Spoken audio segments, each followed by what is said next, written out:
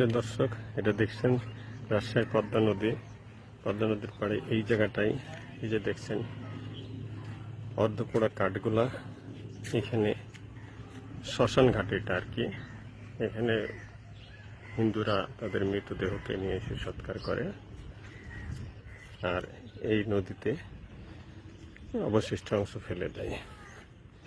দেখছেন, আমি যদি দেখাই, এই নদীর ভিতরে ফেলার জন্য এই ব্রিজটা তৈরি করে দেওয়া হয়েছে।